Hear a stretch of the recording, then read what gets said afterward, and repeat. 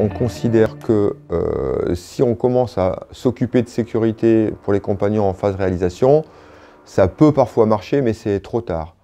Que ce soit au niveau des accès, des sécurisations, de l'organisation en phase chantier, mais également de tous ces problèmes-là en phase exploitation, maintenance après.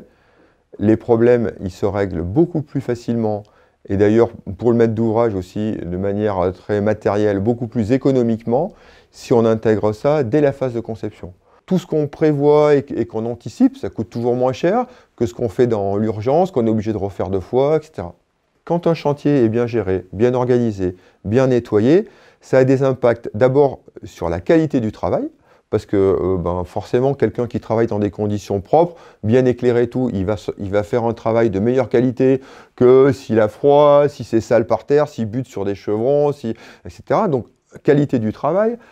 Ça veut dire aussi moins de dégradation, parce que un truc qui est mal stocké, ça s'abîme. Donc le gars va poser un truc abîmé, forcément on va lui dire non.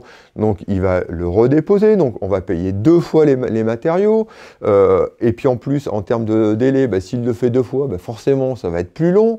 Et donc tout ça, l'impact économique qu'on croit plus cher au départ, au final, moi, je suis persuadé que ça génère plutôt une économie, ça génère une qualité de travail qui est meilleure, et puis ça génère sur le travail, sur le chantier, une ambiance de travail qui est meilleure, parce que du coup, les compagnons, ils travaillent en sécurité, ils se sentent valorisés, du coup, ils produisent un travail de meilleure qualité. On est partant pour que le coordonnateur SPS intervienne tout de suite, aussi bien pour les phases chantier que pour les phases maintenance derrière. En ce qui concerne la partie exécution, la désignation même du coordonnateur en amont de la phase conception va permettre tout de suite de dresser des points singuliers en matière de coordination sur la logistique de l'opération, sur la mise en commun des moyens, sur la définition des temps de travail, sur la définition des enchaînements de tâches. Manutention transport, ça correspond exactement à l'indice numéro 1 d'accidentologie sur les opérations de construction. 50% des accidents,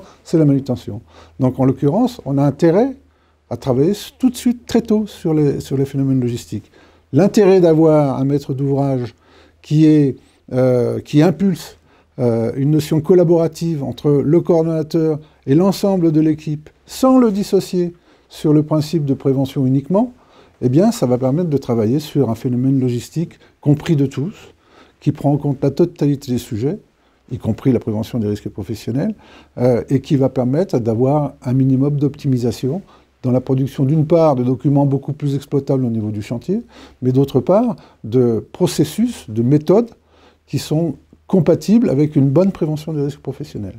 Le lot zéro, ou la prise en compte directement par le maître d'ouvrage via plusieurs commandes de tout ce qui est base vie, dépenses générales chantier, moyens communs, nous on plaide toujours pour cette solution parce qu'elle nous paraît beaucoup plus sécurisante et beaucoup mieux gérée quand c'est traité par le maître d'ouvrage que quand c'est traité par le lot gros œuvre via un prorata où c'est toujours plus ou moins le parent pauvre du chantier. Mais parce que comme ça, on a des installations de chantier parfaitement dimensionnées, parfaitement nettoyées. On met en place des moyens communs, par exemple ce qu'on a fait avec un maître d'ouvrage, la Michel Ferrier sur Bouchaillé-Vialet. On a pris dans la partie logistique la mise en place des moyens communs d'élévation en façade via des BIMA qu'on a mis à disposition des différents corps d'État, donc du menuisier alu, du serrurier, du peintre. On a fait un planning d'utilisation de ces moyens communs en disant tel BIMA, tel jour, c'est le menuisier alu qui le prend. Ensuite, il bascule sur l'autre BIMA. Pendant ce temps, le peintre, il le prend, il peint la façade. Et du coup, on a à la fois une optimisation de ces moyens communs, une parfaite utilisation, parce que les gens, ils viennent pas se battre en disant c'est à moi de monter, etc. C'est planifié, le peintre, il sait que de tel jour à tel jour, il a sa nacelle, etc. Et donc du coup, même économiquement, toujours pareil, ces moyens communs, ils sont utilisés, ils sont optimisés, ils sont utilisés la durée qu'il faut, au moment où il faut, et tout ça, c'est parfaitement géré, c'est parfaitement organisé, on fait un planning, et ça marche beaucoup mieux.